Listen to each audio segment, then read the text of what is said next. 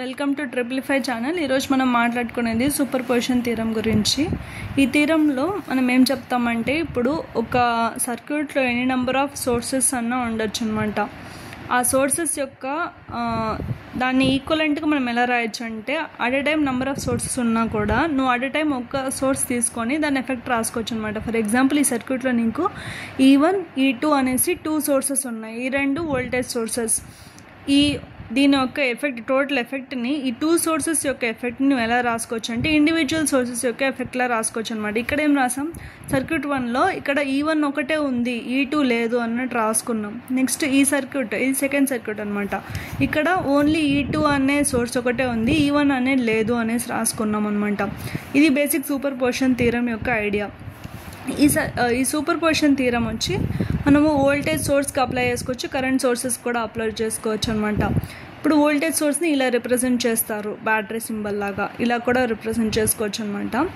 ఇది independent sources ఈ మొత్తం కూడా. ఓకే, ఈ రెండింటిని డిపెండెంట్ సోర్సెస్ అంటారు. అంటే మన సర్క్యూట్లో ఇలాంటివి కూడా ఉండొచ్చు. ఈ వోల్టేజ్ అనేది వేరే ఒక దాని వోల్టేజ్ మీద డిపెండ్ అవుతుంది అనమాట. ఇది వేరే ఒక కరెంట్ మీద డిపెండ్ అవ్వచ్చు అనమాట. మనకి ఇది వచ్చేసి డిపెండెంట్ సోర్సెస్ అంటాం. ఓకే, ప్రస్తుతానికి ఇది చెప్తాను, మళ్ళీ ఇంకో రోజు మొత్తం ఎక్స్ప్లెయిన్ చేస్తాయి ఇదంటే ఏంటి. సో మనకి ఇలా అర్థమైందనమాట. ఈ సర్క్యూట్ని మనం ఇలా రాసుకోవచ్చు. సో నెక్స్ట్ మనము దీని ఎఫెక్ట్ ఎలా క్యాలిక్యులేట్ చేసుకోవచ్చు ఎవ్రీ టైం. ఫస్ట్ సర్క్యూట్లో, ఈ సర్క్యూట్లో మనం KCL రాద్దాం. I1 అంటే ఇది ఇన్కమింగ్, ఇది ఇన్కమింగ్, ఇది అవుట్ గోయింగ్ అనమాట. సో I1 ప్లస్ I3 రెండు incoming is equal to I2, ఇది అవుట్ గోయింగ్ కరెంట్ అనమాట. ఇది ఈ సర్క్యూట్లో. ఓకే, ఈ సర్క్యూట్లో రాస్తే I1 dash plus I3 dash is equal to I2 dash. మనం ముందే ఇలా రిప్రజెంట్ చేసుకున్నాం అనమాట. ఈ సర్క్యూట్లో ఉండే కరెంట్స్ అన్ని I1 I2 I3 అని రాసుకున్నాం.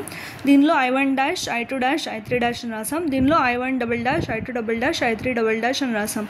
ఓకేనా, ఈ సర్క్యూట్లో ఇప్పుడు KCL రాస్తే I1 double dash plus I2 double dash is equal to I3 double dash is equal to I2 double dash అనమాట. ఇప్పుడు 3 సర్క్యూట్లో మనకి KCL అయిపోయింది.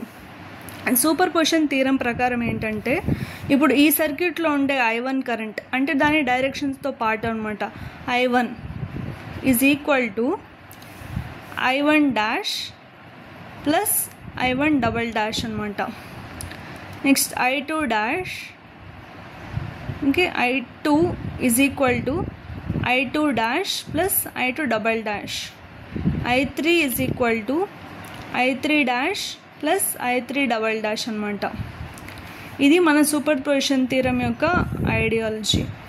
ఓకే, ఈ థీరం అనేది ఆల్ లీనియర్ బైలేటరల్ నెట్వర్క్స్ అన్నిటికీ కూడా పనిచేస్తుంది అనమాట. ఇది ఏసీకి డీసీకి రెండింటికి పనికి వస్తుంది అనమాట. Okay, thank you.